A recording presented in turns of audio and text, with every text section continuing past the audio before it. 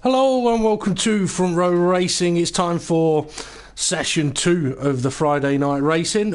So that's the Front Row Racing PCF, the Project Cars Fridays League, for round 3 of season 3 at the Oschersleben GP circuit. I'm Front Row Racing DP. I'll be doing commentary this evening, although I'll be taking a break in a couple of minutes, Ray, because I just remembered I didn't make myself a coffee. But joining me in the commentary box this evening is Front Row Racing RI. I would ask you how you are this evening, Ray, but we did that about an hour and a half ago before the FRRI Days Cup. So instead, I'll ask you, are you looking forward to this one? Yes. Why? Well, I tell you what, it's an interesting track. We could be in for some interesting weather, and the cars are more than interesting. The Lotus Type 72D Cosworth, an old Formula 1 car, makes a lot of noise, but also rolls over very, very well. Now, Ray, if you want to send the drivers over to the circuit, because I believe we are running a little bit late this evening, and I'll go through last week's result and the standings if I can. Okay, let's see. Round 2 with circuit. Hesselden took victory, James Hulkenberg second place, K-Slay third, Livebry fourth, Duofin fifth, Neotig sixth, GBM Beardy seventh, Driver Montana eighth, M1989 Woolhouse in 9th, and then we have Andy Russell, Azamore, Richie Davey and Dave the Harp, who did not finish. Current standings, Hesselden is leading the way. 50 points in the standings. Second place, James Hulkenberg, is on 31 points. K-Slay on 29. Duofin on 21. Let's quickly get onto the monitor. Oh, look at the gloom. Look how gloomy it is out there, Ray. It's not looking overly pleasant at the moment. Back to the standings. Duofin's in 4th place on 21 points. Richie Davies got 20. Neotig 18. Andy Russell 16. M1989 Woolhouse has got 14. Livebry 13. Dave the Harp 9. GBM Beardy 9. Driver Montana 8, and then we've got Leelmo McElroy, Azamore and Stringy B all on 0. But we have got the addition of Jason this evening, sitting in as a reserve driver for this particular round. Now I'm watching Hesselden here, but that's because I've had a little bit of interesting information from Hesselden before this race. What's that, Ray? What, the information? Yes, what's that information? What's that information? The information is, he sent me a message saying along the lines of, Dave, help, I don't know what to do. Okay, maybe it wasn't that panicked, but we've got a cone flying. But he did message me saying, something's not quite right here. Whenever I go online, I've got no force feedback in my wheel. It's okay in single player. He then sent me another message saying, I've just been to the Road America course in a multiplayer session, force feedback was fine. He tried this track again, no force feedback. So Hesselden has got some wheel issues this evening. The problem is, I've now told all the viewers that, some of the drivers may now know that, so if he still goes and batters the whole race here in this event, then they're just going to be really disappointed, aren't they? If he goes and wins with ease with no force feedback on the car. So, go on, Ray. Tell us what you was going to say. I'm trying to think if he's on the pad or if he's still kept to the wheel. I think he'll still use the wheel, force feedback or not, because he doesn't like using the pad. But it's one of those things, it'll really baffle him. It really will baffle him. But at the moment, he's kind of stuck behind a car while he's on his first flying lap. But something to play on your mind, Ray, my mind, the viewer's mind, and that is Hesselden has ran away with the first 2 races. The rest of the field have sort of been left wondering what the hell has he done to be able to be that fast. We know he's good, but how is he that fast? And I tell you what, I'm fairly sure that he's got James Hulkenberg right behind him on track. And Hulkenberg is one of those drivers, he's in the red and white car, he's one of those drivers that he'll have been working hard this week to try and beat Hesselden here, and he's just actually driven past him, I think. So let's go and get on board with James Hulkenberg. Yeah, I'm fairly sure it was him. That's just purple sector times. Yeah, so Hulkenberg perhaps been held up a little bit there, but he'll have liked that particular little bit of an outlap there. He's just driven past Hesselden, like Hesselden's struggling. A little boost to the confidence. But you got drivers like Hulkenberg who need to beat him. Dave the Harp is the reigning champion, needs to beat him. K-Slay needs to beat him. There's so many of these drivers that really need to get on it and beat him. Hulkenberg, second place, 27.3. Keep an eye on his sectors, Ray, because I do think he got held up. K-Slay, though, I mentioned his name, and he has put himself pole. Now, I think Hesselden may have finished his lap, but Live Bryce third with on a 128. Dave the Harp just crossed the line. He's gone fourth. Andy Russell is fifth, but he's just had a little bit of an off. Hesselden's gone sixth. It is now with a 131.164, so he's struggling a little bit. But if the drivers don't know about his wheel issues, they'll see him further down the grid and they'll go, hey, we've got a chance here, So Andy Russell popped himself fifth. Who snuck up further up the grid then? I'm not sure. Jason, quickly. It was David Hart, was it? Well, Jason, I just want to cover him for a moment. He's just crossed the line on the 131, and that's kind of the difference. Jason will not have had much practice. He may have done a little bit. Car's not going to be set up great. He's done a similar time to Hesselden, whereas Hesselden should be up there at the front of the grid. And actually, he did a better time than Hesselden. Neo Tig just crossed the line, gone 9th. Leelmo McElroy, he's in 10th. Stringy B, he's in the gravel, hasn't set a lap time yet. Duo Finn, he's coming out of the pit lane. Driver Montana, currently in 13th, not set a lap time here. Now, when I get a chance, I'll tell you what, we'll do it with Driver Montana, shall I? We'll try and go through the corner names, because I'm fairly sure he's coming up to the final corner now. Okay, so as he makes his way onto the start-finish straight then of the Oschersleben Grand Prix circuit, move over to the right-hand side of the track for the 90-degree left, the hotel curve. It's a 90-degree left-hander which turns into a long loopy right-hander. Very easy to lose control of the car here. So round the hotel curve, and he is struggling a little bit. So that's turn 2, and the car doesn't want to get round the corner. A short little burst of power as you now make your way into turn 3, the Hasselrode. Although this is a German track, so it should probably be pronounced Hasselrode. You've got to shout it to make it sound more real. Now into the triple. It's called the triple because there's one apex, there's two apexes, here's the third apex. If Montana can get there, he can. So now into the triple. Corner with no name, so we may just have to call this the Ray curve. And now another short little burst of power into a corner called Chicane. I don't know why. And now we're into turn 10, another corner with no name. Now we're onto the Stadium Straight, which is funnily named because I can't see a stadium there at all. But this now leads into the fast corners of Shell. Oh, Montana's off the power. Now, oh man, or as we'll know it, oh man. Now into the penultimate corner, Bauer, where Dave the Harp rolled his car on the sausage curb on the apex in the first season of PCF. The final corner, Zeppelin. And now onto the start-finish straight again. So where is this lap going to put driver? Montana.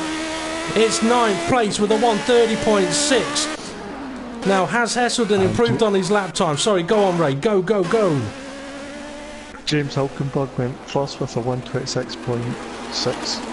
And Hesselden is in 6th with a 128.9. So Hulkenberg, who is now just ahead of Hesselden, and having a little bit of a moment. You're right, he is poled. He's now having more than just a moment. He's off. Live Bright, he's got himself up into 2nd place, but he's only just come out of the pits. K-Slay, he's in 3rd place, still sitting on a 1 at 27.032. Is there anyone set in any kind of purple sectors or anything there, Ray? Not at this time, not even Hesselden. Okay. Well, I wouldn't be surprised if, the weather, it looks gloomy, so the track could be cold, the tyres will be cold. The drivers need to settle themselves into the current conditions, and the forecast for this evening's event, I believe it was sunny with a chance of light rain.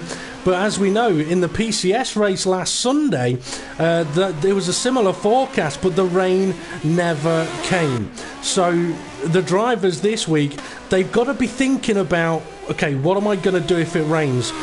Can my car handle the track if it rains? They have to bear these things in mind. Oh, go on, Ray. Go up, tell us, because I'm on board with him and I weren't watching. Ray went first with a 126.4. He's only 2 tenths. James Hulkenberg's 2 tenths down on him. If I've got that right, 10/100,000. Yep, 2 tenths. So Casey takes pole by 2 tenths. Live Bright, he's just starting a flying lap. So let's see how Live Bright gets on. Or should we watch how he gets off? Because he's very nearly off the track there. It could get very interesting if him and Hulkenberg are racing close together, because they're in identical bloody cars. I must admit, I do like this particular shot of the little lake in the middle of the track there, although technically it is on the outside of the track, but a lovely camera angle here. So Ray, why don't you let us know about Live Bright's sectors? He's just gone through sector 1. 28.9. It's not purple.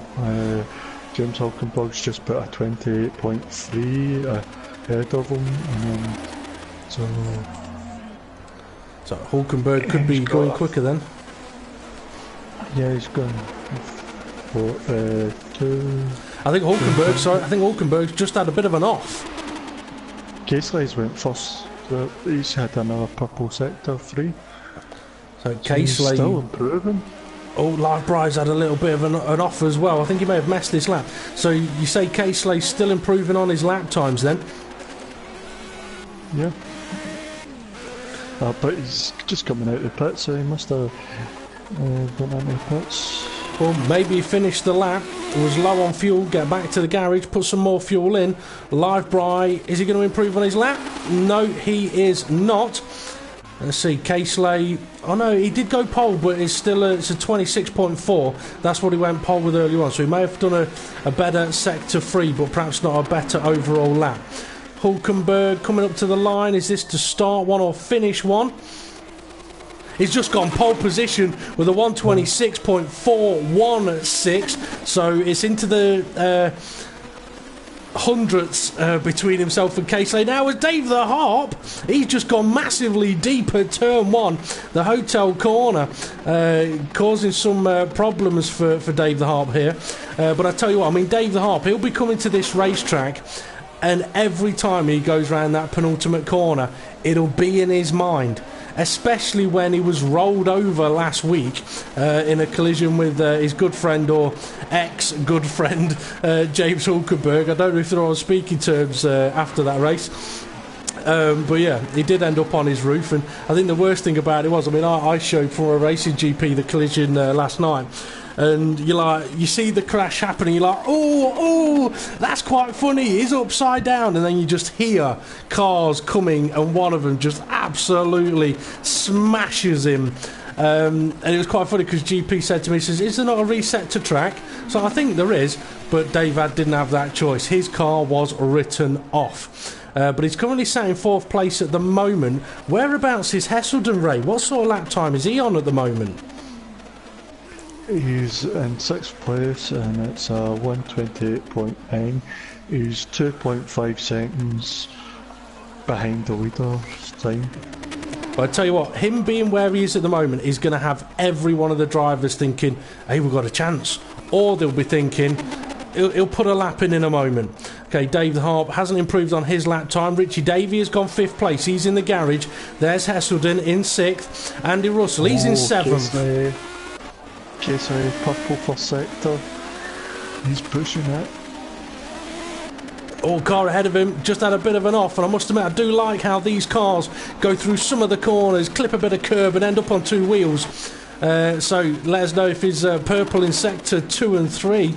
Well, we'll know about 3 if he improves on his lap, but yeah, sector 2. Yep, purple sector 2. 092. So Caseley in the cockpit of this car that looks like a Ferrari, but it's not, it's a Lotus. He's pushing so hard, he's turning purple all over the place. Round the final corner. Can he improve on his lap time? Can he steal pole position? Yes, a 125.899. He's just banged another 0.6 of a second off. That'll have got Hulkenberg's attention. And let's see, Andy Russell. I was going to go and watch Andy Russell for a little while, so let's go and watch him again. He's off. He's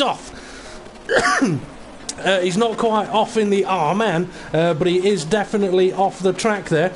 I'm just trying to see whereabouts that might be. I think that would have been after the triple, because I think he's now onto the stadium straight. Yes, he is. So he's going to be heading up to the shell curve. And the shell curve's a tricky one. If you brake nice and early for it, you can go through there so fast. But if you brake a little bit too late, you're massively wide. But Andy's nicely through it. He's really working the front end of that car. It'll be burning up the tyres, but he won't have to start the race on them. 2 corners to go. Now 1 corner to go. Wiggling on the curb. How's his final corner? We've got a car off behind him. I think that may have been Hulkenberg. I could be wrong. It could have been Livebright. But let's see. Andy Russell, can you improve on 7th place? No, he can't. Was it Dave the Harp who was off in the background? As far as that's all person I've seen it was off. Okie doke. Let's see. Duo Finn. We've not seen him on track. I tell you what, I've got to say something about Duo Finn, right? We know he's pretty good on tyres usually. And you may have heard us say on many of occasion, this guy can do 1 stops when everybody else struggles to do 2 and 3. Right, Ray, in the front row racing F1 World Championship race in America, where the race winner did a 3-stop and pretty much everybody did a 3-stop, Duo Finn did a 1-stop. Did he? Yeah. Where did he come? He finished about 12th, but he did a 1-stop. How? I don't know. His tyres should have punctured, but they didn't. And not only that, he was crashed off the track into the first corner, and I think he managed to avoid damage. But yeah, he only did 1 stop in a race where all the other drivers were doing many, many more. Okay, qualifying is now over. So Caseley, pole position, Hulkenberg 2nd, Livebright 3rd, Dave the Harp 4th, Richie Davey 5th, Hesselden 6th, Andy Russell 7th, Duo Finn 8th, Jason 9th, Neotig 10th, Driver Montana 11th, Lielmo McElroy 12th, and Ray, I think we lost a driver during that qualifying session. Quick look. Stringy B. It was Stringy B.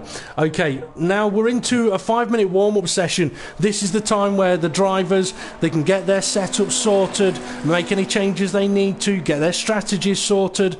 And Ray, I'm going to leave the camera on Livebright for a moment while I go and top up my coffee cup. So it's all over to you.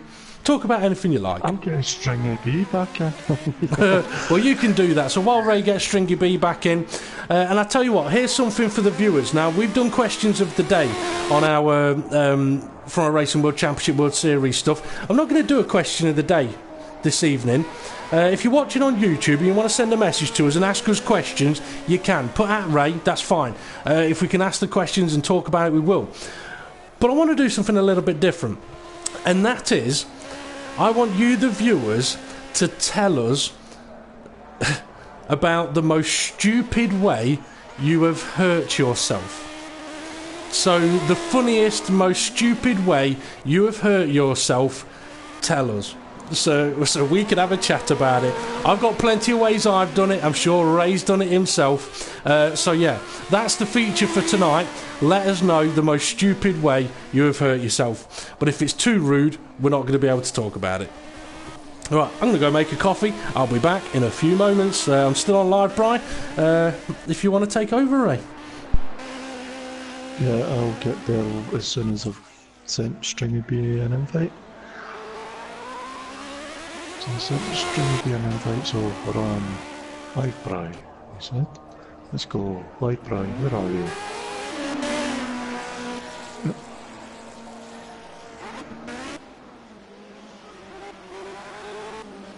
So I might bring up my track map now. See the work he gets me to do. It's unbelievable. And I've got to figure out where he is. Right, here we go. Where is he? He's coming. the Hassendora. And then it'll be on to the triple. So you've got the 1, 2, 3 apexes. And then a corner with no name, this will be the race corner. And then you've got the drum that named this corner, he named it the chicane. Must have been drum. And then we're on the stadium straight. As Dave said, there's no stadium there, and Light Bride put in a purple sector, so he's pushing it round here as we come up to Shell, turn 11, and Amman, it's turn 12, and then we're coming up to Boer, where Dave the Harp rolled himself. Don't let that go, Dave. And then we're at the Zeppelin, and we're going to start finish straight. And what time does he post in? A 1:27.574. But we have James Hulkenberg. He's posting a faster first sector time, but we weren't able to see that because Dave's too busy with his coffee. I tell you, he's never prepared. Oh, me? Who, me? I just happened to put my headset on for a moment and I tell you, he's never prepared. I'm putting the camera on Hulkenberg because he's out on track. And when I get back, I'll try and tell you and the viewers just one of the many ways that I've hurt myself, and it usually involves the kind of watch this moments. But I'll be back in a few moments. You're on Hulkenberg, oh come on. Oh, Hulkenberg's just sitting on the track. What the hell? He's just sitting there. Come on, Hulkenberg. You're live on air. It shows what you can do. You're not going to get a first lap time. No, he's back to the garage, so we're going to see Hulkenberg sitting in the garage. He might, you know what he might be doing? Putting a halo around his head, or what did Red Bull call it? Oh, I can't remember. Okay, 5 seconds to go, timed perfectly, that one, so we'll get ready for the start of the race, and I've no idea what Ray's been talking about, so I'll have to listen to that a little later on. But Ray, we've got, what, 10 seconds until the start of the race. We've got Casely on pole. Red Bull say about, what did they call their thing? You had Ferrari called that a halo. Aero visor or something like that. For the start of the PCF round 3 from the Oschersleben circuit. Well, 4 lights, 8 lights, 12 lights, and now it's green, and away they go, making their way down now to turn 1. Takes us a moment to get on board, but we'll do it as quick as we can. Tell you what, Casely's dropped places at the start. He's down to 3rd. Oh, we've got a car. Airborne, another one. Oh, we've got one car mounting, another one. Oh, and 2 cars off. I think Hulkenberg may have just been involved in that. No, it's Live Bride. But we've got a lot of cars off very early on. Leo, come on. Liamo, Live Bride. I don't think it was new tag was on there. Oh, you've got Jason and... Oh, contact! Sorry, contact! That was Jason, Casely and Andy Russell. Andy Russell's now going to be attacked from behind. Very, very frantic opening lap of the race, but we've seen that in the first couple of rounds this season, haven't we, Ray? Yeah, so you've got Hulkenberg first, Dave the Harp up to 2nd, Richard Davey 3rd, Hesselton 4th, but he's still got a chance. Come on, guys, his wheel's not working right, come on. This is the perfect opportunity for the guys to beat him. So continue the order then, Ray. There was a Hesselton, Jovan 5th, 6th Yasin, 7 Casely, Andy Russell 8th, Neil Pig 9th, 10th Live Pride, Driver Montana 11th, 12th Lee Elmo McElroy, and Ian Unipits. Yep. Okay, so I'm not exactly sure what happened to Casely, but he was down to about 3rd, 4th place before they got to turn 1, so sitting on pole has not benefited him here. but it has benefited Hulkenberg, who, being first into the first corner, was able to avoid anything that happened behind, and there was plenty happening behind. And the cars were a little Casey's bit... tried to make a move on Jason. Jason's went a bit wide, and it's right. Casey in through the inside of the turn 3, I think it was. I mean, with Casey putting his car on pole position, it shows that he's got speed. So as long as he's not got damage, he should be able to work his way back up the grid here. But he's right up behind 5th place Duofin at the moment, who is probably going to want to try and look after his tyres a little bit, as Casey's trying to go round the outside. A lovely move there from Casey before they get into the chicane. He's on an absolute rampage now. We'll just have to wait and see if he can keep on gaining places. I tell you what, he's already opened up the gap on Duofin, and the next car along is Hesselden, and Hesselden is struggling. There is no doubt about it, and Casey will see that. But to try and put it into perspective, viewers, if you've got no force feedback, it is awful. It's horrible. Casey's just driven underneath him. But it looks like he may actually be sort of slowing to let him through. He is, but what a battle we've got going on here between Jason and Duofin. So Jason's trying to gain places. So Casey knows he's made a bit of a balls up there, as with 3 trying to make their way through the corner. Duofin and Jason, a little bit of contact. And that's Andy Russell right behind them. This could get busy, because these 3 have now got 2 guys behind them that are potentially faster. But yeah, I mean, that's Casey showing that, yes, he knows he's quick, and yes, okay, it's Hesselden, but he knew he'd made a balls up, and he kind of gave the place back. But he's making the move now, though, up the inside. So that's Casey getting past Hesselden legally, but Andy Russell is all over the back of Duofin. Have we still got Hulkenberg leading the race, Ray?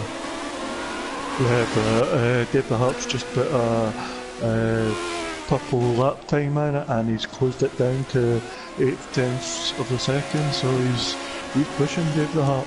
He must like this track. Well, he likes the track up till this corner he's coming to.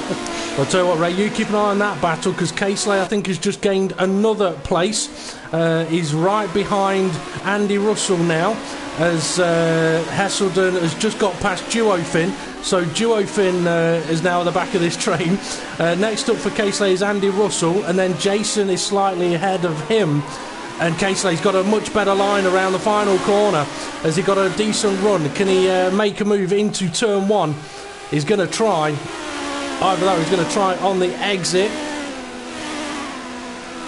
Andy Russell, he's all out of shape. He's all out of shape, but so's Jason. Then they're side by side. This could give Casey an opportunity. Jason's made a bit of a mess of that corner. He's lost the position to Andy Russell, who's now put himself up to 4th place. But here comes Casey on the outside. That door's been shut.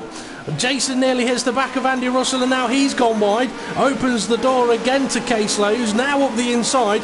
But that door then closes. It's a bit like one of those rotary doors. Open, close, open, close, open, close. So yeah, getting a little bit frantic here. 4th, 5th, 6th, 7th, 8th. Jason gone wide. Can Casey go for a switch back or round the outside? He did it to Duofin earlier. No, he's trying the switch back, but he can't do it because the chicane's coming up. He's going to have to hold position for a moment. Wow, what have we got going on up at the front, Ray? James Hulkenberg put his foot down and said to Dave, "No, you're not getting this one," and he's pulled away. He's 2.5 seconds ahead. Do you reckon Dave the Hart lost it in the sausage cup? He never flipped, he just lost the back end. Well, here's a thought for you. Do you reckon that Dave the Harp at any point might turn around to Hulkenberg and go, "Come on, mate, you did end my race last week, let me ahead of you"? You could say that, but like myself, I think James Hulkenberg would be like, "Nah, it's alright." No, exactly. Casey trying a move on Jason into turn 1. He is now ahead. So that's Casey up to 5th place. It's a cracking battle. And you're right, Hulkenberg did open up that gap. He's put his foot down. And also with David Harper making a little bit of a mistake, that gap has opened up. But we've not mentioned it, but Richie Davey, he's sat there in 3rd place at the moment. And he did have a very, very good result last week. Andy Russell in 4th. and then as we know, Casely 5th, and then we've got this sort of train of 5 cars. Jason 6th, Hesselden in 7th, and I mean this will be bugging Hesselden. I'm trying to think of a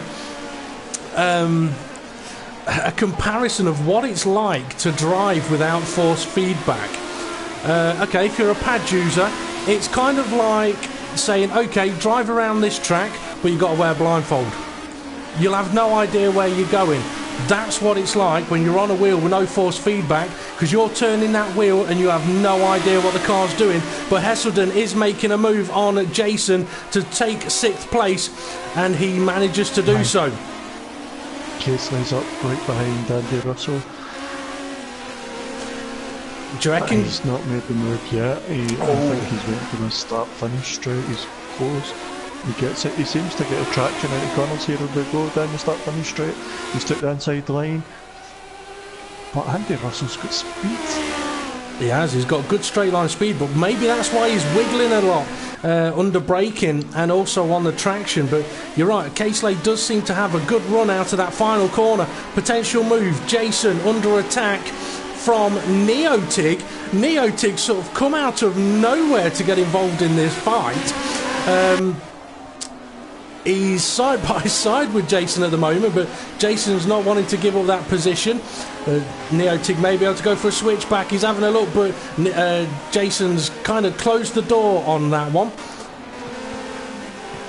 Casely so close to the back of Andy Russell. Andy Russell's got himself a little bit wiggly, a little bit out of shape. Casely's pushing it hard. He's pushing it really hard. The chicane is not really a place you can overtake, but you can definitely tell that his car is looking a lot more stable at the moment. Is he going to have a look at Shell? I'd be tempted to have a sneaky look and see if the guy goes wide, but he hasn't, and neither has Andy Russell gone wide. Oh, he's a bit wide now. He's gone wide now. But let's see if Casely gets that tight run around the final corner again. No, he's gone. He looks like he's gone a little bit deep, but he is going for the tighter exit. But he has got a little bit twitchy. He's close, but he's not close enough. I don't think he can make a move. Richard Davies up the back. Dave the Harper, he's gone for the move. He's gone for the move. Where are we? I don't know. It's around the Hasselrode, turn 3. Oh, Dave's lost it. He must have made a mistake somewhere, because Richard Davey was 2 seconds behind him. But maybe he did make it. Oh, Richie nearly spun it. Maybe we're getting to that point where perhaps the tyres are just beginning to go, making the rear end very, very slippery for these guys. I mean, we've got 33 laps left. It's a 39-lap race. So it is possible that tyres are beginning to go. Casely and Andy Russell. Casely nearly drove underneath him again. And I do know that I mentioned at previous races that these cars, I want to tell you what, Neotic, he's up to 6th place now. He's got ahead of Hesselden and Jason and Duofin. So he's made a few moves in the last couple of races. Oh, Hesselden is struggling. He really is struggling. So yeah. Oh, Jason, he's just had a big moment, and it's still carrying on. And Hesselden's now wiggling. He's having a big moment. I think the tyres are definitely beginning to struggle. I'm just wondering as well, Ray, whether the temperature is perhaps began to drop. That could be a cause of a lot of sliding for the guys. Pit lane, 2 guys, Jason, Hesselden into the pits.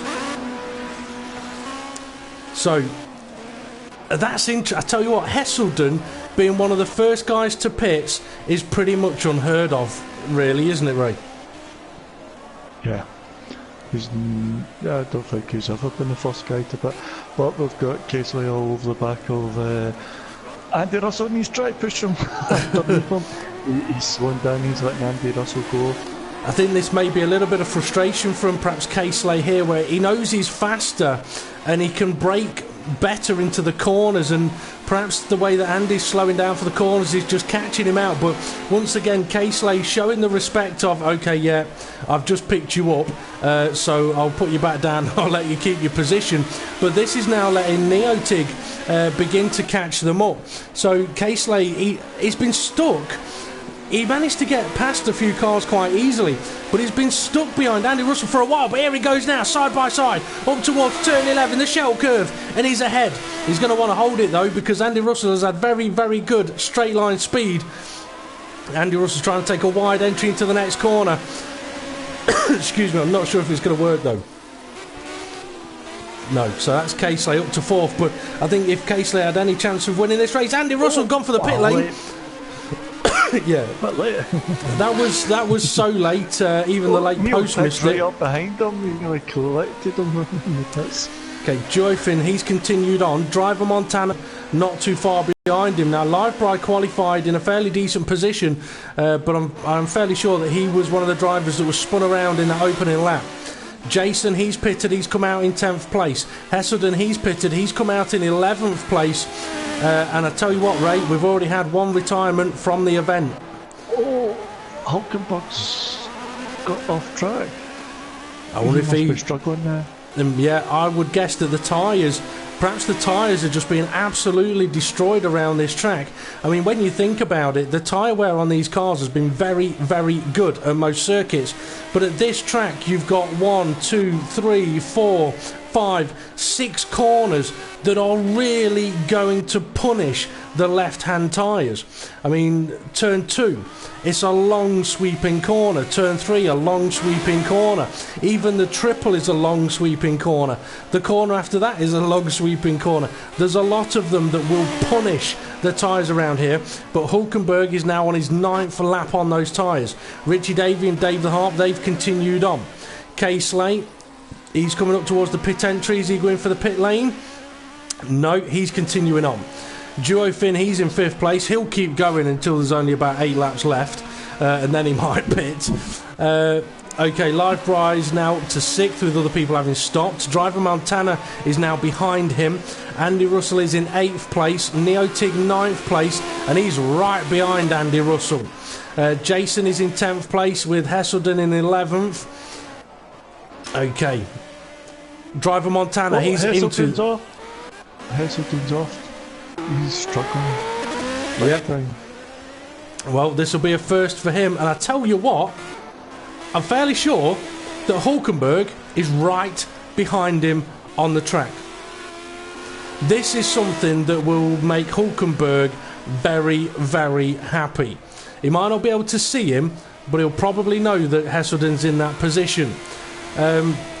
Okay, we seem to be in a little bit of a lull moment. So for the viewers, I said your mission of this show, as Hulkenberg does make his way into the pits. Your mission for this show is tell us about the most stupid ways you've hurt yourself.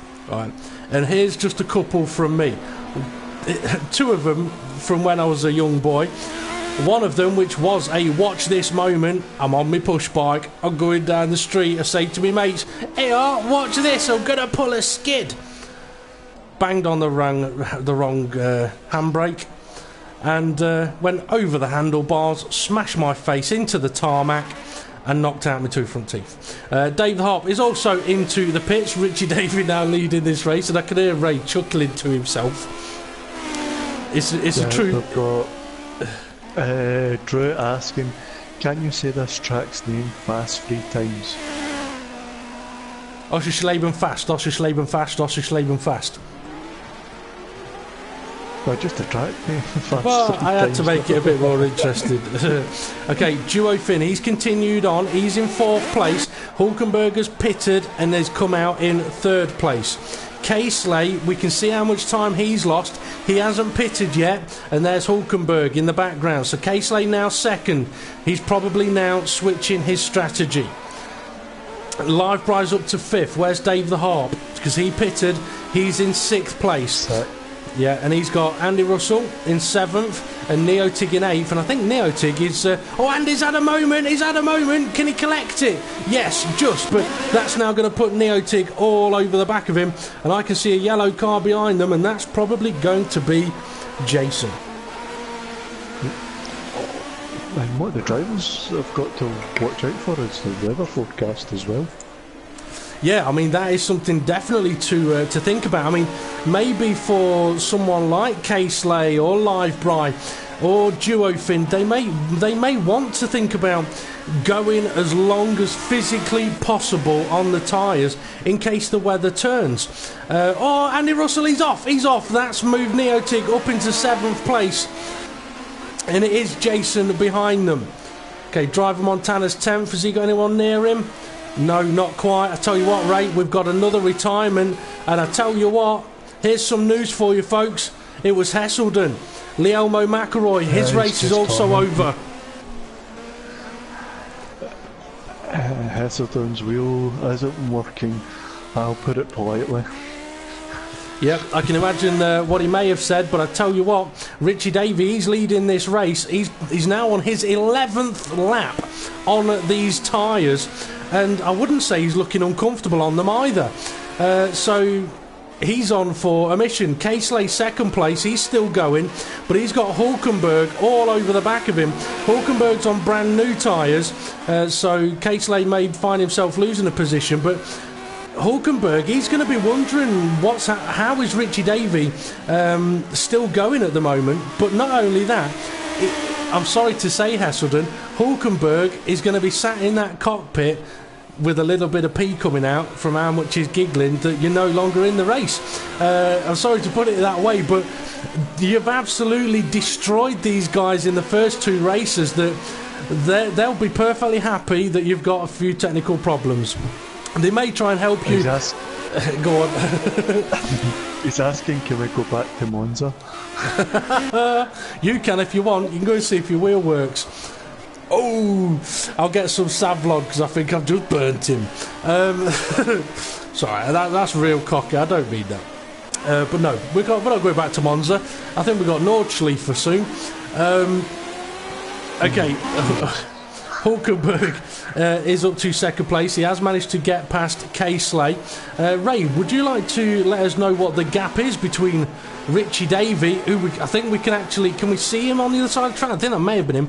But yeah, Ray, if you could let us know what the gap is between Richie Davey, our current leader, and James Hulkenberg, who is in 2nd place. 17.5 seconds. Okay, keep an eye on that, and let's see how quickly that gap reduces. Whether it reduces at all, because it's not an overly long pit lane here. But I mean, Richie Davey, he's now on his 12th lap on these tyres, whereas I think the first guy that pitted, he's going for the pit lane now. So 12 is the limit for Richie Davey, which, let's see, that would put him with, I don't think he'd make a 2-stop race work out of this one. So Hulkenberg is coming up to the final corner now. So let's see, he is going to retake the lead. Yep, well that's for Casely's first stop, so he's pitted at exactly the same time. Live Bry pitting at exactly the same time, taking those tyres long. They're into the pits. Duofin, no surprise, he's still going. I'm fairly sure that his sponsor, it's not a laxative, it's just something that makes tyres last. It's more of a blocker than a relaxant. Duofin's now to 2nd place. Richie Davey making his way out of the pit lane, says he's in 2nd place, but he is now going to be in 3rd. Is he? No, it still says, yes, 3rd place. So he's come out just ahead of Dave the Harp, who pitted quite a lot of laps ago. So they've held position, but Dave's just had a massive moment on the exit of the hotel curve there. I tell you what, Casely, he's got a car ahead of him, but it's not for position. He's got 2 cars ahead of him, but it's not for position, I think. We've got a right old ding-dong battle going on here, but there will be some blue flags waving. Yes. So Neotig's let Casely through then. Neotig's nearly lost it. Neotig will be hoping that the car ahead, which could be Andy Russell or could be Driver Montana. Sorry, it is Andy Russell. No, it's for position. My apologies. Yeah. I've not had the blue flags come up on the Delta screen, so it's for position for Neotig and Casely's just got through. Russell. No, but on my screen where it tells them what position they're in, it was showing Casely in 5th. And the car ahead was Dave the Harp in 4th, way up the road, and it's just readjusted itself. So Casely is now in 5th. with Andy Russell just behind him, who has just lost that position. And sorry, it is Neotig, who it was all for position, as Ray spots him taking a little trip into the gravel. But I tell you what, look who's right behind him, Livebry. So him going long on his tyres has brought him into this battle. And there's Jason, he's in on it as well. Driver Montana's a little further back. So we've kind of got 5th, 6th, 7th, 8th and 9th that are fairly close. Joe Effins in the pits, so he's made his stop. That puts K-Slate up to 4th, so it's 4th, 5th, 6th, 7th. And Livebry's looking quick. There's 8th in the background. So I'll keep an eye on Livebry for the moment. Ray, if you could update us on what the gaps are up at the front, because I'm guessing it's still Hulkenberg leading the way. Hulkenberg is 13 seconds ahead of Richie Davey. Okay, and the gap between Richie Davey and Dave the Harp, I think it was in 3rd place? 5 seconds, and then it's 16 seconds to Kesley. From Kesley to Andy Russell, 4 seconds. To Andy Russell to Neil Tick, 1 second. Neil Tick to Livebry, 0.3 of a second. Yeah, that one is really close. Livebry's looking very, very quick at the moment. He's on much fresher tyres, but he's really, really pushing them. He is pushing them hard. He's looking up the inside into the shell curve. Can't quite do it. Yeah, it's Kesley, it's lighting up the purple sector time, so Kesley's on a push as well. Although he's 11 seconds behind Dave the Hart, he's still pushing. Well, he's got 24 laps to catch up 11 seconds. And if he's half a second faster on each lap, he'll catch him. Here's Livebry having a look up the inside of Neotig into turn 1. He may have to brake late to make it work because Neotig's got the slipstream of the car ahead. Neotig sort of blocks him off. Defensive move. Says, you're not coming past, my friend. And Livebry says, I ain't your friend. Because I'm about to overtake up the inside, or at least he tries to, but it doesn't quite work. Fantastic racing, though. Yeah. Oh, Livebry! He's huge crash! That'll be game over, possibly for Livebry. He's done a Dave the Harp in Oschersleben. It was a risky move up the inside. It hasn't worked, and that's his view. I like the way that a driver, when he's still upside down, still steers and still tries to accelerate. But it is, by the looks of it, race over for Livebry. Absolutely disastrous for him. And here comes driver Montana. And this is where, if you're that guy that's upside down, you'll be sat there going, oh, F this, oh, F that. Someone hit me and rolled me over. But the drivers, they're not going to want to damage their cars doing that. Okay, Ray, is the gap between K-Slay and Dave the Harp reduced at all? Dave the Harp, K-Slay, it's 10 seconds. I can't remember what I said. It was 11 before, so it's come down at least a second. So K-Slay now with clear track is on an absolute charge. His current best lap time, a 1:27.483.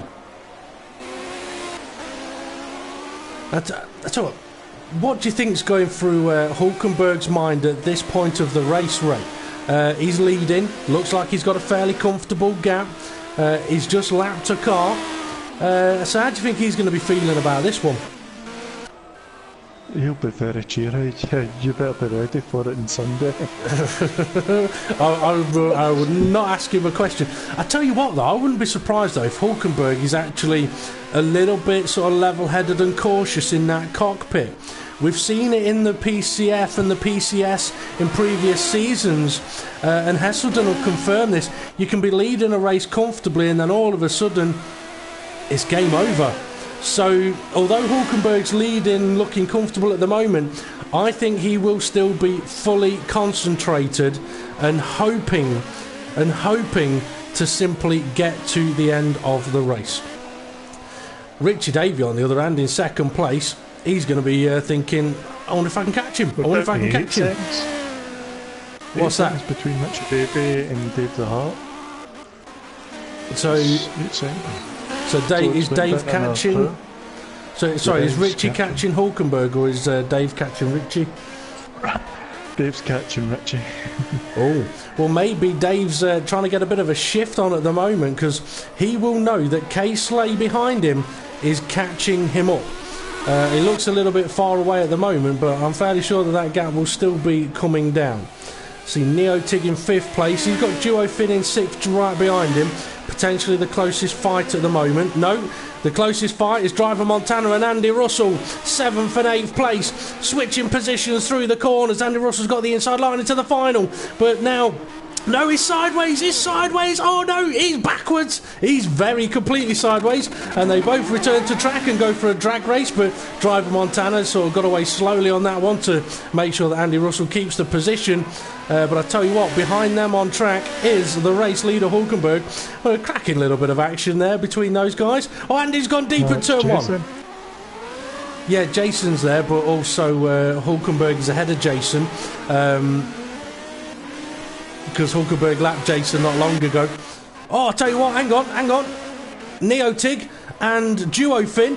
I said they may be the closest battle. They weren't at the time. Now they are. I don't know if Neotig's had a bit of a moment, but Duo Finn is all over the back of him.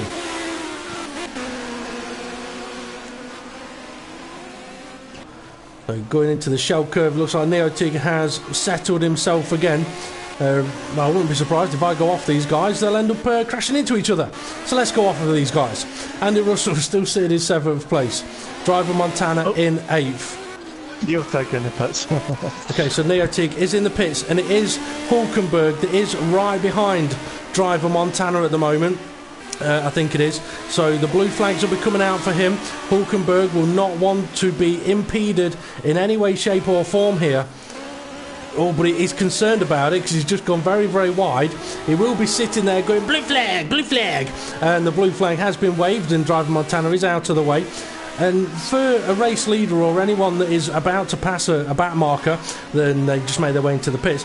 The fear isn't necessarily that they're not going to get out the way. The fear is that you'll end up hitting them and ruining your own race, or they'll hit you and ruin your race. Something must have happened to Dave the Hut because he's now 11 seconds, so he's went from 8 seconds up to 11. Well, I tell you what, he must be thinking about pit stops soon. We started the race with 39 laps to go, and only a couple of the drivers went 11, 12 laps on their first set of tyres. There's only one compound for these cars. So we'll be at that point now where the tyres are going off again.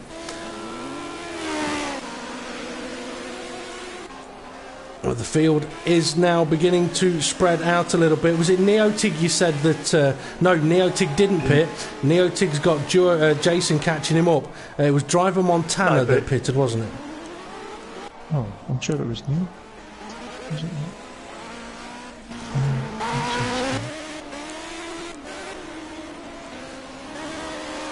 I'm fairly sure Neotig didn't pit because he was just ahead of Jason and just behind Andy Russell. He's still behind Andy Russell.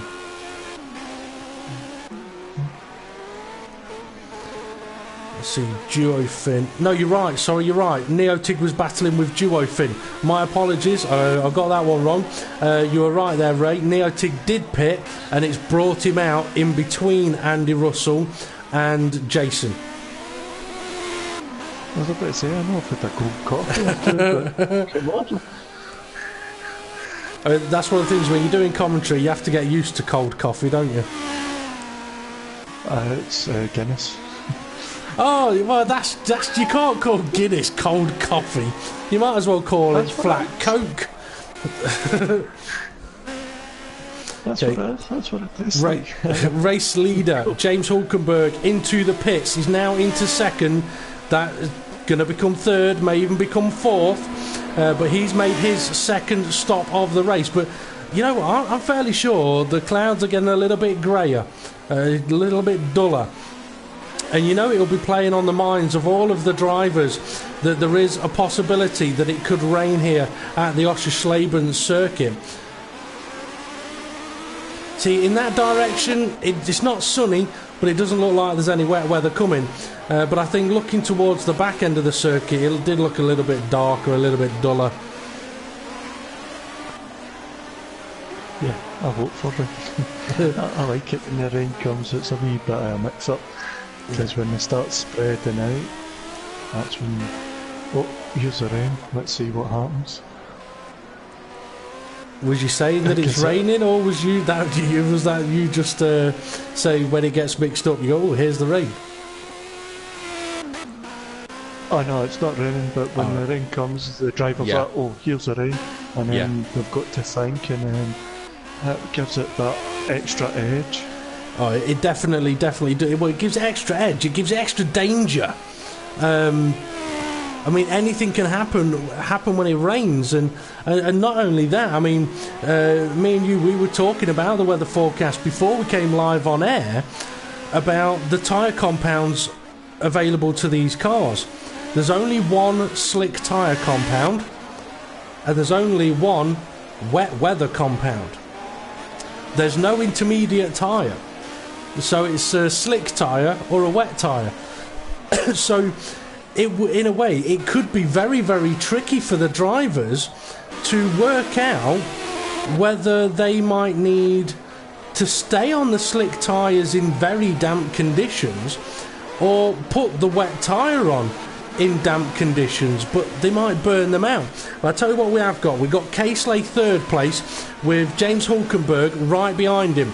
But we've got to remember that Richie Davey, Casely, I was going to say Live Bry, but I don't think Live Bry's in this race anymore. So Richie Davey and Casely are now on very different strategies to James Hulkenberg. So Hulkenberg will want to try and get past Casely as soon as possible if he can, because if they've only got, say, one more stop to do each, Hulkenberg will want to be ahead when that happens. Yeah, and they're catching up to Dave the Hart. I'm sure that is. Well, Dave the Hart. Yeah, well, Dave's taken his tyres long, like really, really long compared to his first stint. Oh, Hulkenberg, he's using the line that Casely was using earlier on in this race, the tight line around the final corner. I think Casely knows he can't really defend this one too much, so that's Hulkenberg up to third place. And as you say, I mean, what would you do if you're Dave the Harp in this situation? I mean, why do you think it is that he's decided to go much longer on this stint?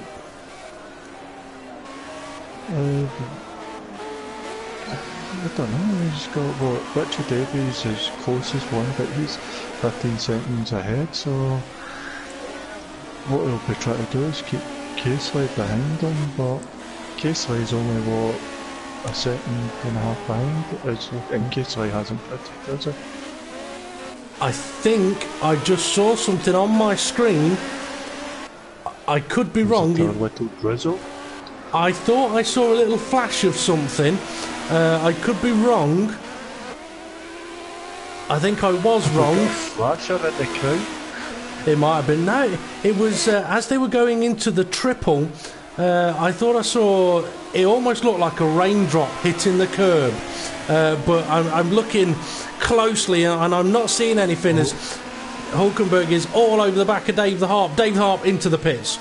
So Rob's Hulkenberg of making an overtake, but that's... I mean, how many laps has Dave the Harp just done there? Let's see. He must have done 14 plus laps on those tyres. So if he's... Maybe he's thinking, as the car gets lighter, I can do more laps. Or on each occasion, it might rain soon, but it could also be that case that you were saying, Ray, that he's realised that Casely has gone on to perhaps a two-stop strategy. So Dave's had to extend his stints to try and cover him off. Yeah, I think that's what he would be doing.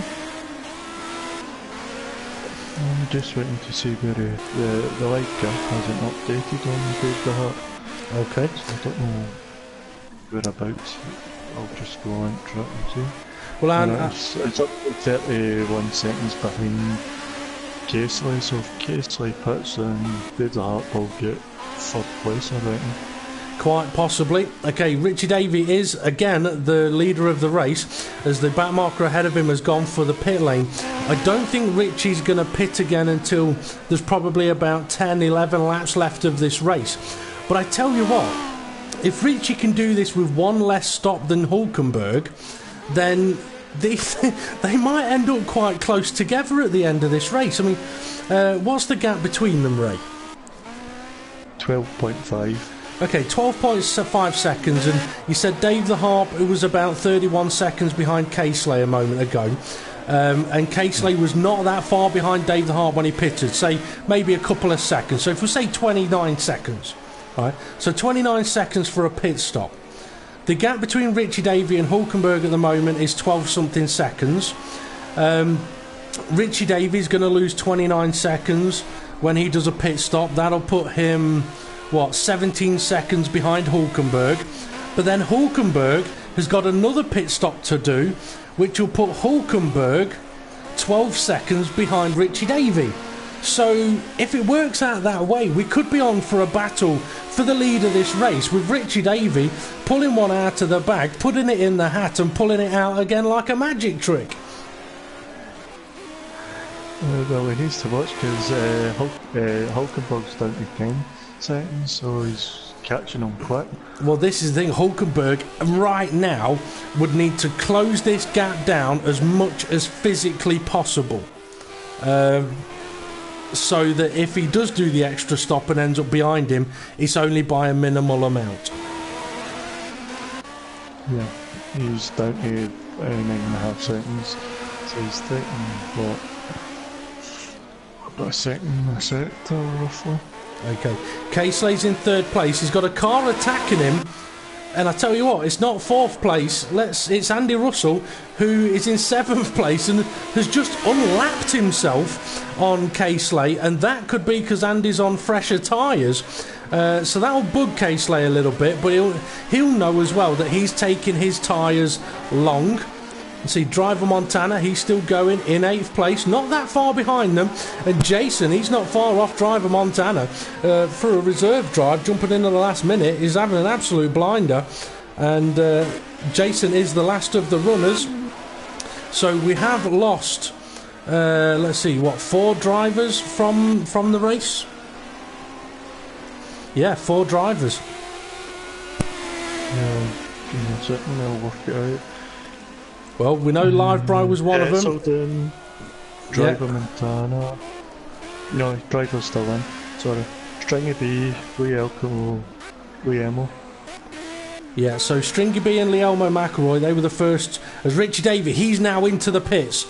And Hulkenberg, he really was not that far behind. He was closing quick. So yeah, Lielmo McElroy and Stringy B, they were out of the race quite early on. Hesselden, I don't know if it was a frustration retirement, but he was out of the race with issues. And then Livebro, as we all saw, doing a Dave the Harp, as they will forever now be known. And that being the end of his race. Oh, Hulkenberg nearly lost it in the hotel curve. I don't know whether he saw a rather attractive woman down there that put him off a little bit, but he very nearly ended up in the gravel. Richie Davies just now being released in the pit lane. And where's he going to come out? Well, I think Caseley's going to be ahead of him. No, Caseley's in the pits. Oh, let's see. Oh, I'll tell you what, Richie Davey has come out right behind the battle of Driver Montana in 8th place and Jason in 9th place. So they'll be getting blue flags soon behind from Richie Davey. But Jason looking up the inside. He's got the move. Has he got the move? He has got the move. Driver Montana's trying to fight it. He's still hanging it. And they're touching. Oh no! Oh, no. Jason's gone. Oh, there's Richie Davey. Oh no! That could have just ruined Richie Davies' race. But I tell you what, Jason was lucky that he didn't end up with a Livebro situation there. But let's go on board with Richie Davey. Let's see if he's got any damage from that collision. Because if he's got damage, he's got damage. He's got damage. That's really hurt Richie Davey there. This is just comes Dave the Heart. Yeah, he's not far behind. Richie will be absolutely fuming about that one. He's kind of got not much choice really other than to chuck it into the pits, get that damage fixed, because you're not going to want to do 12 laps with your car behaving like that. He will be absolutely livid. But having said that, I have seen it where he's been involved in a crash before, been sideways in the road and other people have hit him. Sometimes it does happen. But I tell you what, Jason, no front wing. He's decided, I don't need front aeros on this car. I'm going anyway. What he might not realise is that he might need the front aeros, but if he starts suddenly going 10 seconds quicker on his lap times, he won't care about not having a front wing. Driver Montana, he received damage. He's into the pits. Neotic, just keeping it on the racetrack there. Oh, I don't know about this time though. Yeah, he does just about. But I tell you what, Ray, did you get to see Jason's video clip of the crash that he had in the PCS race in Brands Hatch? Yeah. As if his car took off and hit the bridge. Well, it was as if he hit an invisible wall and his car did pretty much explode. If you haven't seen it, check out the Front Row Racing Facebook page. The results from last week's PCS race. Check out that post. Jason put a little link to the video footage of his crash, and it was an epic one, let's put it that way. But unfortunately for Richie Davey, any chance he had of winning this race now has gone completely out of the window. But what he may find is he may still be able to get maybe second or third place. Caseley's in third and Dave the Harp is in second, both of which I think have one more pit stop to make. So Richie Davey may find he could still steal a position or two here and get the second place. But yeah, chance of taking the win has gone. Now, I said earlier on to the viewers, tell us the funniest way you've ever hurt yourself. Well, there's one for Richie Davey to tell us about.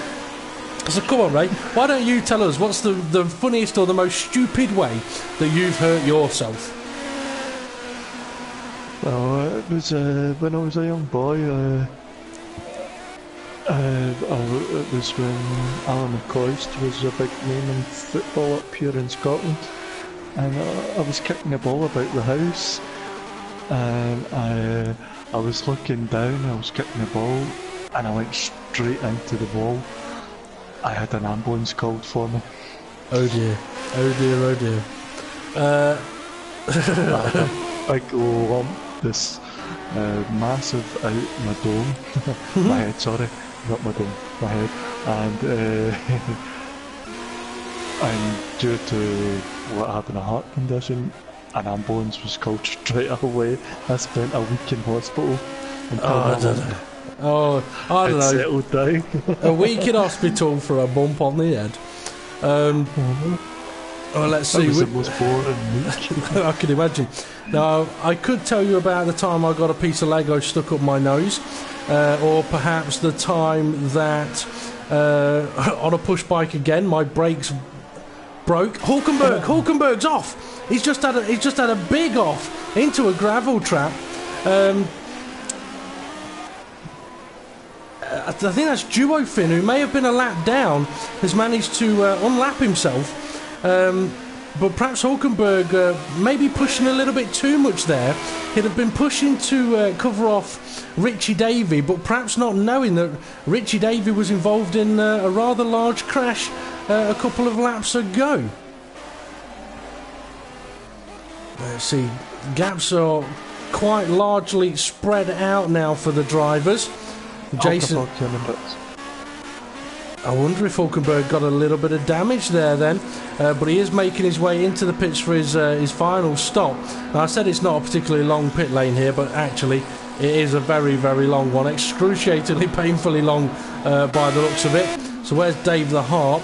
Dave the Harp's quite a long way back, so Hulkenberg may be able to come out ahead of Dave the Harp, with Dave possibly having already pitted. He must have already pitted.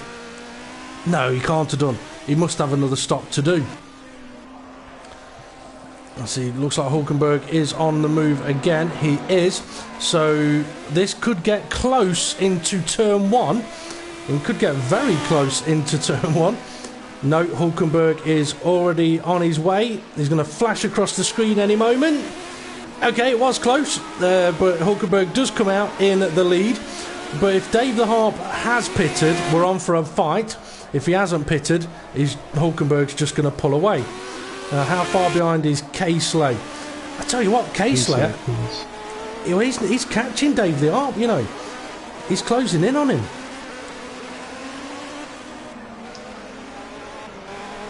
Have you got any information there about how many pit stops the drivers have done, Ray?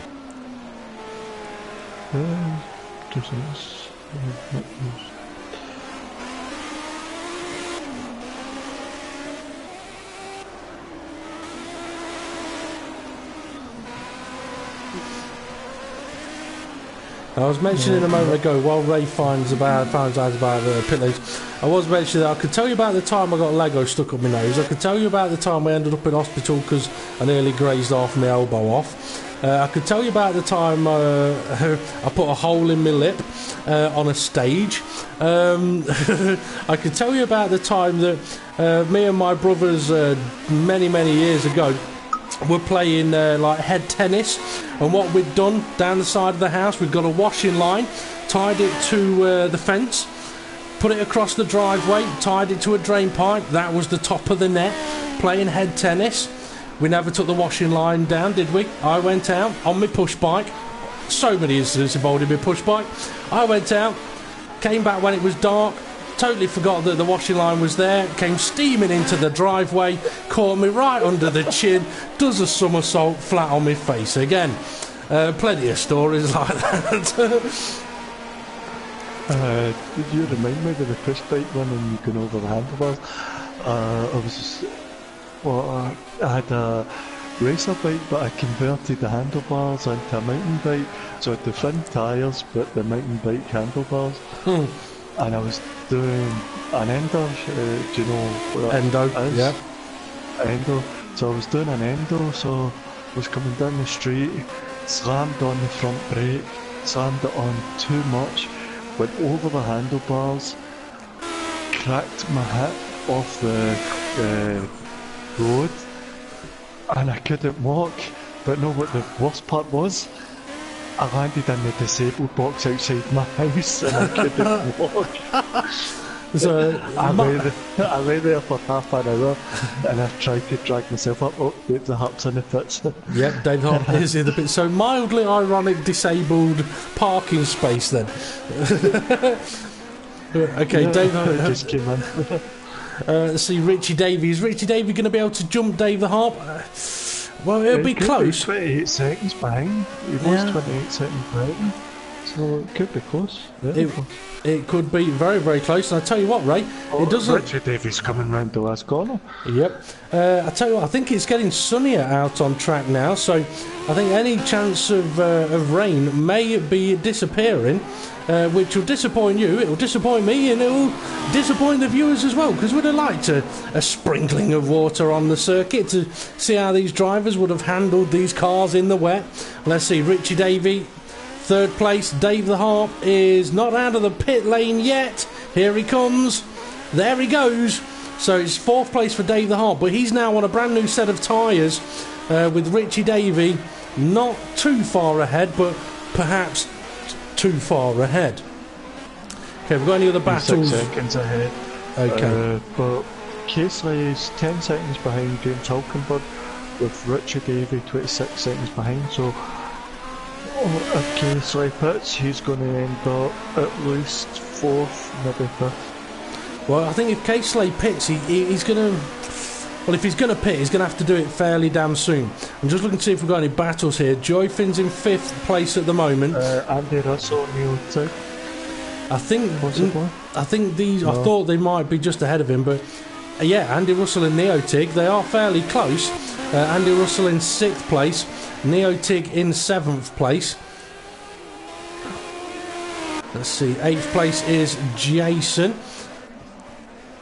So yeah, oh, Andy's gone deep. And well, no, he didn't go deep. he went short, locked up the brakes there, and it's given Neotig a chance to close that gap in.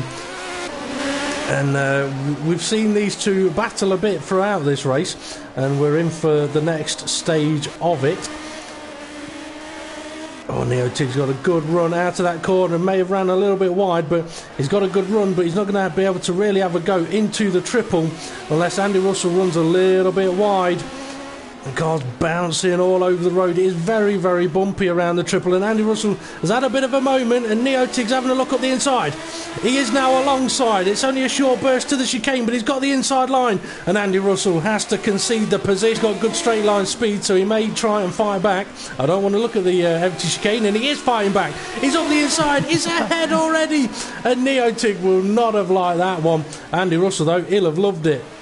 Now Neotig's got a little bit wide, and Andy Russell holds on to the position for the moment as he gets a little bit wiggly. Oh, Neotig all over the curb. Oh, so close to the back of him as well, but that's going to cost him on the exit of the corner. He may not be able to attack now into turn one, but I think Neotig's perhaps got better corner grip, but less straight line speed. Yeah. Would you overtake this track? I don't know. Have you raced this track much? Or? I have raced this track, and I've got to admit it's not a track I like. Turn 1, yeah, you can overtake there. Turn 3 here, the Hassa Roda. It is a decent overtaking place. You can do it either up the inside or try going the long way around the outside and go for a bit of a switchback. The triple, no, I wouldn't even attempt it there. Into the chicane, yes, if you can get the car ahead out of position, as Neotig's trying to do, and did do on the last lap. And then the other place would be into the shell curve, where you have a look up the inside, make the other car go wide, and then it compromises them. But yeah, I mean, turn 1 is probably the best place to try and make a move around this particular track. Now let's see, has K-Slay pitted? No. Richie Davies in third, still Hulkenberg. He's still leading, crossing the line to make it only 4 laps remaining. It's definitely getting sunnier. Do you think K-Slay is just going to try and run to the end, Ray? I mean, what's the gap between himself and Richie Davey? Has he got that buffer to just go for it? 23 seconds. Yeah, so really, he's going to try and take it all the way to the end. And you know what? If he does, I mean, I don't think he's done a one-stop race here. But if he has, he's going to annoy a few people. Has Dave the Heart been closing in on Richie Davey at all? Oh, Dave, you don't want to be on that curb. You know what that one can do to you. He's 4 seconds behind. So, K-Size was in a second to the James Hulkenberg, and then Richard Davies gaining about half a second to K-Slay. So the closest battle is Andy Russell and Neotig still going on. And Andy Russell's just made a bit of a mess of a corner as well.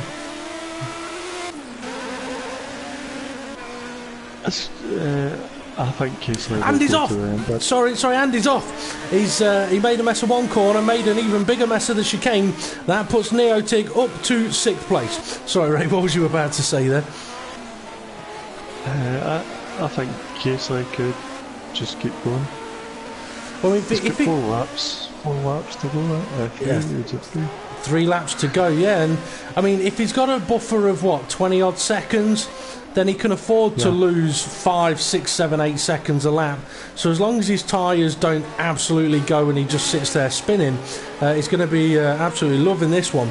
I mean, take my hats off though to Duofin, who's he's had a fantastic race, and you know he'll have looked after his tyres and probably done no stops when everybody else does 10.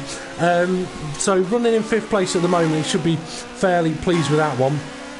Dave the Harp in 4th place, and I tell you what, Ray, he's closed up on Richie Davey. That isn't a 4-second gap anymore. That's I'd probably say about 2. 1.8. Yeah, not too far off. So that is going to get close then. See K-Slay as he look on his tyres.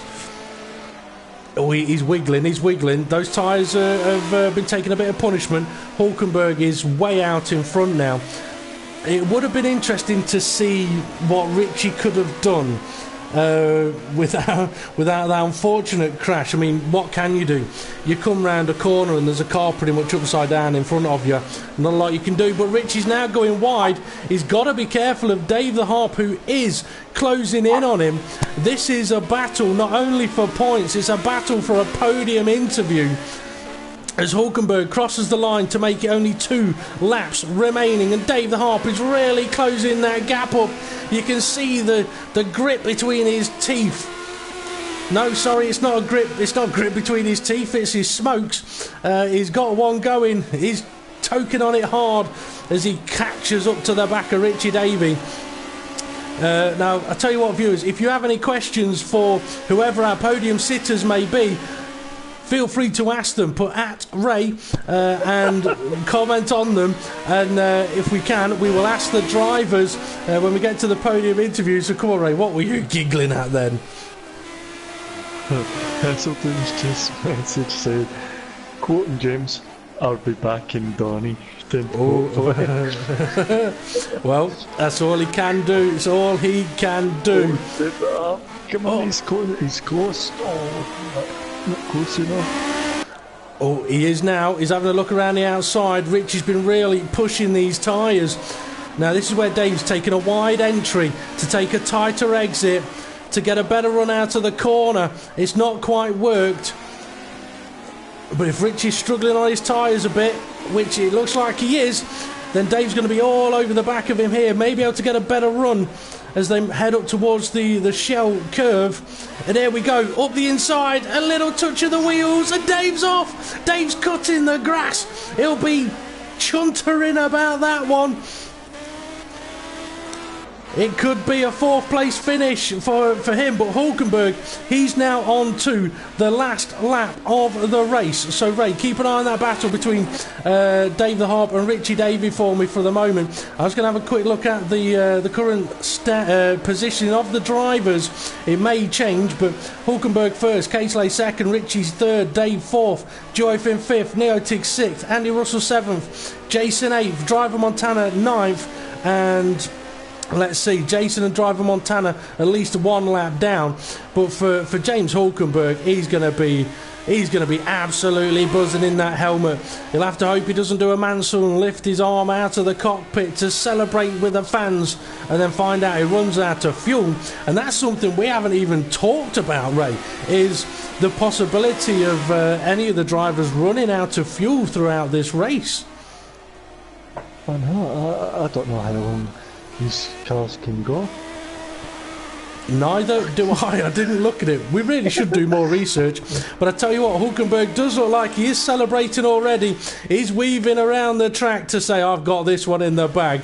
Don't you dare go and spin it. Actually, go on, spin it. But anyway, Hulkenberg crosses the line to take victory in Oschersleben. Fantastic result for him. Now, it says that Casely is in second place, and that's because Casely is in second place. I'm fairly sure. Harp's getting close to Richie Davey. I'll jump on that in a moment. Okay, Richie Casely is about to cross the line to take second place, and you're right, Dave the Harp is all over the back of Richie Davey. He's not over the back of him, he's ahead of him. Richie's not going to want to give that up, but Dave's gone deep, he's in the gravel. Richie sneaks back through, and that corner punishes Dave for the second time of racing here. That means Richie Davey's going to cross the line to take third place. What a cracking end to the race. A couple of the drivers are still going on. They've still got a lap to finish according to them. But once they cross the line behind the leader, that is race over. Dave the Harp crosses the line, 4th place. Wow, well, what a race there. What a race. I think Neotig and Andy Russell may still be racing this one out, but I think Joyfin did take 5th place there, and the car ahead of these guys will be James Hulkenberg. So Hulkenberg's effectively on an in-lap now, and I think Neotig and Andy Russell, yeah, they'll be on an in-lap as well. But what a race, what a cracker. Huge disappointment for Hesselden, for Live Bry. But I tell you what, for the points, it could have made that a little bit interesting. I mean, I'm just going to have a quick look now. I mean, let's see. Hesselden on 50 points, scores none. James Hulkenberg on 31 points, scores 25, becomes the new leader in the PCF standings on 56 points. That's a result Hulkenberg needed. Let's see, K-Slate finished second place. He'll score 20 points. That puts him on 49. So we'll have Hulkenberg leading on 56, Hesselden on 50, K-Slate on 49. Let's see, Richie Davies just scored himself 16 points. That'll put him on 36. Duo Finch just scored 11 points. That'll put him on 32. So a few changes of position in the standings. But yeah, what a race. What a race. I mean, Live Bry, you know, I'm hoping Live Bry will do a little video like Jason did and show us what happened there. But I do love the way that when a car has rolled, they sit there, turning the steering wheel and pressing the throttle, hoping that it's going to help them drive off. Well, I tell you what, Yeah. we've got Hulkenberg sat in the pits, wiggling his backside, and K-Slay and Richie Davey. They're all there ready for the podium interviews. But Ray, go on, you was about to say something? I had to take at least 3 screenshots to get the true podium standings. Well, one of the things we can do is, and I'll take a picture of that actually. I sussed this one out after last week's race. We're in spectate mode. If you come out of spectate mode, it shows you the order. But I will go back into spectate mode to quickly have a look at Hulkenberg. It's a bit of a shame that we were looking at photographers on that particular view. Now, I'm the chat party host, I believe, so I shall send the invites out to James Hulkenberg, K-Slay and Richie Davey. So I shall do that now. So apologies for the blue screen, folks. James Hulkenberg, K-Slay and Richie Davey. So it will take a moment or two for those guys to get in. So if you do have any questions, viewers, that you would like us to ask the drivers, now is the time to really get them in, now that we know who the podium sitters are. But yeah, I mean, what a race, an absolute cracker. I think it's fair to say Hulkenberg potentially driver of the day there, but I would have loved to have seen what Richie could have done had he been able to complete the strategy he wanted to do. Yeah. Okay, now Richie has joined us. So Richie, if you can just make sure that you've got your microphone set to shared to allow, and we'll just hang on for K-Slay and James Hulkenberg. James has just joined us, so if you can make sure that you've got your microphone set to allow to be shared, and turn it on mute while you go cheering that one, and we'll just hang on for K-Slay before we get started on the podium interviews. Well, one thing I will say there, and Ray will back me up on this one, it was meant to bloody rain in that race. Where did the rain go? We set rain on that one. It was supposed to, not hammer it down, but it was supposed to rain in that race, and it just never came, did it, Ray? Yeah, I was waiting for a whistle. Yeah, same here. Okay, we have now got K-Slay in with us as well. So, K-Slay, if you can make sure you've got your microphone set to allow to be shared. Got to say, what a fantastic race there. So, over to Hulkenberg. James took victory. Obviously, we want to talk a little bit about your race, but we'll get a few of the obvious things out of the way. Do you have any knowledge of what may have happened to Hesselden throughout that event? Or do you not really care? Well, I'm on a bit of a adrenaline high. I just want to get this out. Come on! Yeah, no, that were tense, man. Yeah, to be fair, I wasn't too fussed about Hesselden. I was crapping my pants over Richie Davey. I thought, was my strategy right? Was it wrong? I was just trying to do quality laps every lap. Well, we did spot that Richie was going for a different strategy. A couple of drivers did. And we did wonder whether it would play on your mind what Richie was doing. And I've got to say, massive disappointment for Richie, because I think had what happened not happened, it would have been a fight between you two for the win, no doubt about it. But what I will say is, I mean, you didn't get to take pole position. K-Slay stole that one, cheeky sod. But yeah, I mean, I think you qualified second. You were leading the race into the first lap. I'm guessing you probably heard there was a bit of stuff going on in the background. But how comfortable was the opening stint of the race? Oh no, the first 4 or 5 laps of the race, I thought, ooh, I don't want to start sliding back here. I felt good in practice, but when it came to the race, the temperatures were a lot lower than what I'd practiced with, so the tyres were not heating up as much as I'd anticipated. Tyre pressures were not at the optimal level, and clearly K-Slay came with a cracking pole lap, and I've got to say, hands down, brilliant, because I think I were half a tenth slower than that with my personal best, so I don't think I'd been able to beat it. Okay, moving on then. We thought perhaps some of the first round of pit stops were quite early. Was it it was a 3-stop strategy you went for? Did you go for a longer stint on each occasion? No, I just split it into 10 laps per piece and 9 laps at the end, so that I've just got a little bit of extra grip, because I did think on my last stint I thought we were going to be coming out about 5 to 6 seconds behind Richie Davey. Well, but then as soon as that pit stop window came into view, I looked down at Delta and realised there were 40-second gaps. I thought, you know what, I'm comfortable now. Well, I'm guessing you don't know what happened. I don't have a clue. You'll find out in a few minutes when we get to Richie Davey. But very well done on the victory there. Cracking drive, but we did also see you bin it in the gravel on your final stint. So what happened there? Well, I think it was just a lack of concentration. I think I just were... From lap 2, I was thinking about the win. And that's not the way to go racing.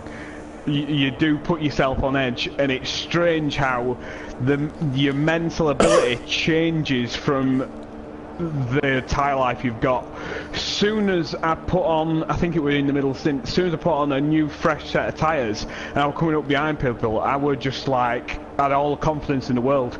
Soon as I saw people pitting and catching me a few tenths per sector, I was like, your brain changes and goes into tyre saving mode and trying to make it as smooth as possible. And things to put that into perspective for the viewers, what that results in is less attacking the throttle on the exit of the corner, fearing the brakes on the braking, not steering as much, results in slower lap times, then they catch more, then it increases the pressure, the stress, the panic, so it kind of snowballs in that way. But very well done, James, a fantastic drive there. We may come back to you in a moment. We'll move over to K-Slay, took second place. I've got to say, K-Slay, fantastic pole lap. Bit of a weird race after that. First question though is, was it a one-stop? Sorry, say that again, you just cut out. Was it a one-stop race for you? A one-stop? No, it was a 2. It was planning on doing a 3-stop that turned into a 2 because of everything that happened, which we'll get onto in a moment. No, my tyres were wearing quite soon, but after the fronts had gone, it was still fairly consistent. So I just split it into 13, 13, 13. Okay, fair enough. Now that that's covered, like I said, fantastic pole lap. By the time you got to turn 1, you was in about 3rd or 4th place. So talk us through a bit of what happened in that opening lap. Awful start. Got jumped by about 4 cars. Turn 2, live right is sideways in front of me. I couldn't avoid him. And then I went down to about 7th or 8th. And then it settled down for about a lap. And then Hesseled him either lagged or had a bit of a moment down the pit straight, and then I hit him. So I had to let him back past. And then I hit Andy Russell, so apologies to him, it was my about fault. 3 times.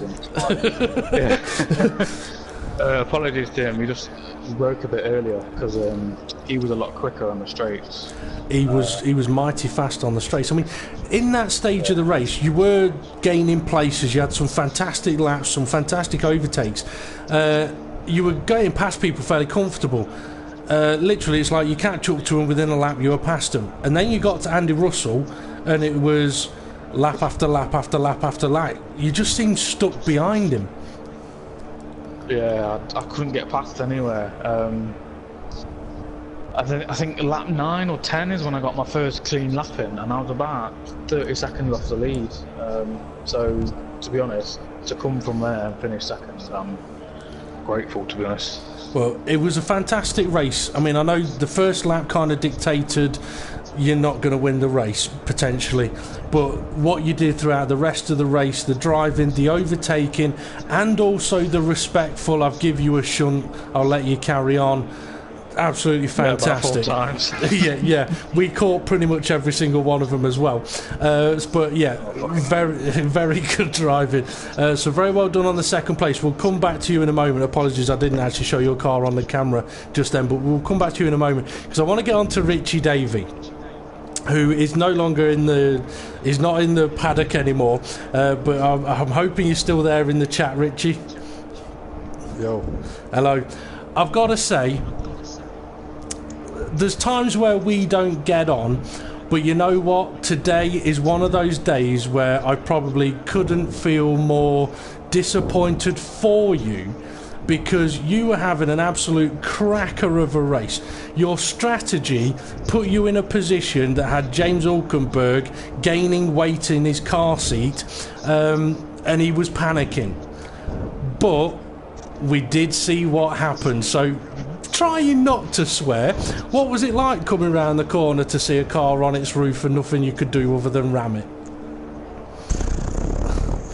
Don't know, man, it happened so quick. I just couldn't believe it. I thought, oh my, unreal. As soon as it happened, obviously he had damage on the car, and I'm guessing you knew at that point the chance of winning had gone. Oh yeah, I knew straight away. So, I mean, I would guess just before that you're thinking, I've got a chance. So how frustrating was it to go from that to it's gone? What was it like? You don't want to know, mate. I think we'll leave that at that one. But I mean, it was a cracker race. Go on. To be honest, I was confident, man. I thought I was going to do it. But, you know. Well, we were trying to work out the timing. It would have been Hulkenberg probably would have come out behind you once you'd both made your final stops, and it would have been he would have had to have caught you and overtaken you to win it. So it was there. So I can fully understand the confidence on that one. Okay, after the crash, you've had to make an unscheduled stop, get the damage repaired. You've come out, I think, in 4th place. And it was a very interesting battle towards the end of the race there. Nah, do you know what? I was going to let Dav the Arp through on the line because I hit him. Because I was just fuming, man. I hit Dav the Arp. And I was going to let him through, but he got past me at the end. Did you see it? Yeah, we saw it. He got past you. So I thought, all right, fair play. He's had his chance now. He's done it. It is in the gravel. At the last corner. yeah. I was like, you ain't having that place now, son. Yeah. Well, fair. I mean, it was an interesting battle because I think the two of you got very, very close together. With about 2 laps to go, the gap opened up again, and then it really closed up in that final lap, and he really did go for it. But I mean, okay, you could have won the race. It hasn't worked out. I think taking a 3rd place, still got to be happy about that, because I mean, looking at the points, it's very tight now because we've got Hulkenberg on 56, Hesselden on 50, Casely on let's see, I think it's about 51 or something like that, or 49. Yourself, you're going to be on 36, so it has really closed up at the front. So fantastic drive from you, very well done. I would like to say, I'll give you guys a little bit of information. Hesselden had wheel problems. He had no force feedback. It was a problem that appeared just before the start of the race, so he was struggling like mad. That's why he qualified where he did and struggled in the race.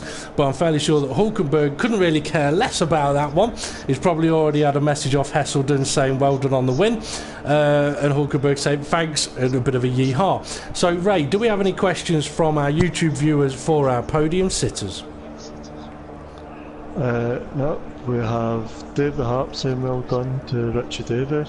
We have Drew asking, how does the ocean say hello? How does what? The ocean say hello. How does the ocean say hello? Waves. Oh, bloody hell. That's all we've got. Yeah. There's not many on tonight, so... Okay, no problem. Well, I'll tell you what. Last week we did something a bit different, and we gave the drivers the opportunity to ask us questions or ask each other questions. So, James, Richie, Casely, you got any questions for each other or for ourselves? Yeah. Go on, Richie. I don't think you should be allowed to spawn back on the track. Yeah. I'd agree with That's you what on... happened. Yeah, He spawned on the track and then I hit him. Yeah, I'd agree with you on that one. I think the only time that I would perhaps say you should be allowed to hit the return to track is if your car is upside down, because if your car's upside down and you're still there, you can still do something. Yeah, I can understand a return to track. If you've had a crash off and you do a return to track, no, I fully agree. You shouldn't be allowed to do it. But I'm fairly sure we did mention something about that earlier on before the start of the season, about if a driver does do a reset to track from a normal off, then I think we may have said that they might have to miss a race or something like that. I'll have a look at it. But no, I mean, I feel for you. But if he's upside down, I can understand him doing it. And seeing as it was Jason and the crash that he had at Brands Hatch, I can understand why he would have reset to track as soon as possible. Okay, has anybody else got any other questions for each other or for ourselves?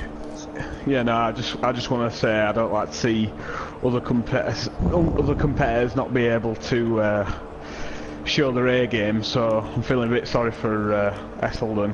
But I've also got to say, no, I am. Seriously, I am.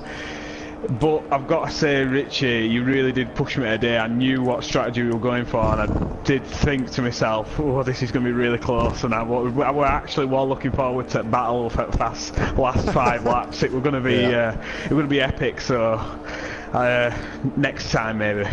Yeah, defo. Well done, mate. Okay, you two have had a question or a comment. Casely, anything from yourself?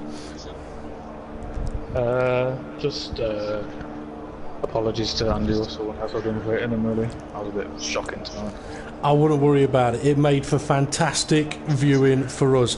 And I tell you what, guys, no matter how your race went, I think this will be a race that will be enjoyable to watch.